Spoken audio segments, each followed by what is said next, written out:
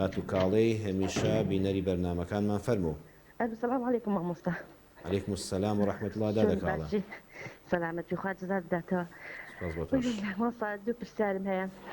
عەفوم کە دادەکاڵێ وەزەم تۆزە هینەکەمان تێک چوو. پرسیار یەکەم مامۆستا بەیانیان تۆزە درەنگ نە جاروبارەش زۆر نە درەنگ بە خەبەرتیان بۆ نوێژ ئایا دەکرێت نوێژەکە بکەم یا هەڵیگرم بە قەڵا لەگەڵ نیوەڕۆیا بیکەم. پرسیارێکی جوانە بەسەر چاو. مامۆستا پرسیارێکی شمێ برایەکم بۆ بە حاجی. پێشتر هەر حاجی بێ براژنەکان مامۆستا ماچیان نەکرد ئەوش هەر ماچ براژنەکان لێکرد ئایا گوناحبارە یانە. کە لە حەج هاتەوە بۆ عمرە پێش ئەوش هەر بچێ بۆ عمرە برازنەکانم خۆش برازنەکانم پێڵێن مامە هەر بە مامە بانگیەکەن ئیتر زۆر ڕێزان لێگرێ ماچیانەکات ئەوانش ماچ براکەمەکەن بڵێنی خێزانی براکانی بڵێ براژنەکانم براژنەکانت براکی ترمەکەن بەڵێ بەڵێ بەسەر چاو پرسیارێکی شەرعی جوانەوە کەڵک کەس لێ خافڵە. براکەمیش هەرێکەڵیان زۆعنی زۆر ڕێزان لێگرێ ئەوان خۆش بە براکەمەگرن بە براکە مەڵێن مامە هەر بە مامە بانگیەکەن ئایا گوناحبارن هەردوو لایەنیانە مامۆستا. بەسەر چاو ئەوەش تیشکێکی باش دەخەمە سەر ئەو بابەتە. خوا جەزات بداتەوە مامۆستا بێبەش ئەمەکە لە دوعاکانتیش. خوا بە دوعای ساڵحان بێ یا ڕەبی خۆی گەورە ئاواتە خێرەکانتان بێنێتە جێگای خات و کاڵەیە خوشکە باشەکان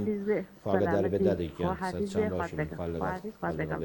خوشکە کاڵێت دڵە درنگ بە خەبەر دێم ئەو کەسانی کە درنگ بە خەبەر دێن جاروبار دەبێ هەوڵ بدەین ئێستا وەسایلەکان زۆرن مۆبایل و سەعاتی جەڕەس و ئەنواع شت هەیە هەوڵ بدەین نوێژ لە کاتی خۆیدا بکەین ئەگەر ڕۆژێک خەبەرت درنگ خەبەرت بۆ یان چەند جارێک درنگ خەبەرت بۆوە قەت نوێژ تەخیر مەکەن هەیە نوێژەکەی ناکە وەڵا لەگەڵ نیوەڕۆدا قەزای دەکەمەوە جا چێ زەمانی داوە بە ئێمە تا دەگەینە نیوەڕۆ پێغەمبەر صلی الله علیه وسلم فەرمووی هەر کەسێک خەبەری نەبووەوە دواتر کە خەبەری بۆ سێکە خۆر هەڵاتووە فەلیوسەلیها دەست بەجێ نوێژەکە بکە لەبیرت چۆتەوە جەنابەت لە ماڵێک بووی وەزانی وەکو جاران چوویتە مزگەوت وەزانی نوێژێکی شاد کردووە وەڵا سەیرەکەی بەبیرت دەکەوێتەوە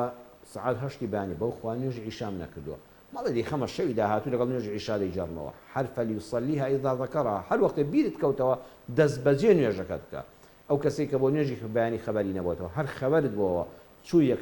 بۆ دەستشۆر یەکسەد دەست نوێژەکەت بگرە و بڕۆسە بەرماڵەکە هەر وەختێک بوو نوێژەکەت بکە مەیخە کاتێکی تر چونکە هیچ زەمانێک نییە بۆی دەقەی دوای ئەوە ئێمە لە ژیان داینیاننا دەست بەجێ فەرمودەی پێغەمبەر صلی الله علیه وسلم یەکسەر بیکە ماچی شوبرا ئەوەی کاکە حاجیان لە عمرە هاتوۆتەوە حتا بڵێ کارێکی خراپە بەوەی کەوا براژنەکان پێی دەڵێن ماما بەخوا نابێتە ماما پێشتریش ئاماژەم پێکرد لە کاکە یوسفیش هەمان پرسیاری تەقریبەن بۆ شێوەیە کردبوو بووە ئەو دەستنوێژی لێ دەشواتەوە عنی عەمدەن بەریەک نەکەوتون بەڵام ئەمە ماچی بکە وەڵڵاهی حرامە کاڵێخان دەبێ پێیان بڵێ عەرزم کردن شەریعەت لەسەر و هەمومانەوەیە ئیسلامیش کاتێک کە دڵ شتێک حرامە بۆ ئەوەی ئەو گورگانی کە باسم کردن خەڵک براژنی خۆی دەستی لەگەڵ تێکەڵاوگا برای خۆی بکوژێ ئەبێ ئەم دەرگایە لەسەر هەموو پاکەکان داخلێ بۆی ئەم گورگ و ناخپیسانە زەفەر بە کۆمەڵگانە هێنن ئەو کەسە بە تایبەتی خوا نەخواستەگە چوو بێتە حەج و عومرە ئای قوڕ بە سەرمان ئەبێ لێ خۆت پاکرد بێتەوە تازە بیتەوە لە ڕێگات و خۆت تووشی گوناهباریکەیەوە یعنی هەریچ نەکردووە ماچی براژن بە هەموو شێوەیەک بەخوا پێت بڵێ بابە ئەمە براگەوریانە لە شوێنی باوشیانە براکانی بەخێوکردوون براگەورەکە عمری 70 ساڵ بێ برا بچووکەکە عمری 20 ساڵ بێ ئەم لە شوێنی باوکیان بەخێوی کردبن نابێت کە ئەم برا بچووکە ژنی هێنا ئەم براگەورە کە تەمەنی 70 ساڵی شەماچیکە نەخێ دەستی بۆ بەسنگەوە دەگرێت احترامی لێ دەگرێت بە چای باوکایەتی و براگەورەی سەیری دەکە بەڵام ماچکردن و تەوقەکردن لەگەڵ براژنت لەگەڵ ژن خوشکت لەگەڵ خاڵۆژنت لەگەڵ ئامۆژنت ئیلا مەگە پیرێژنێک بێ لە هەموو شتێک شۆرا بێتەوە ئێتەوە وەکو دایکمان وایە مەجاری وایە پیرێژن دەستمان ماچ کردووە ینی عمری 90 ساڵە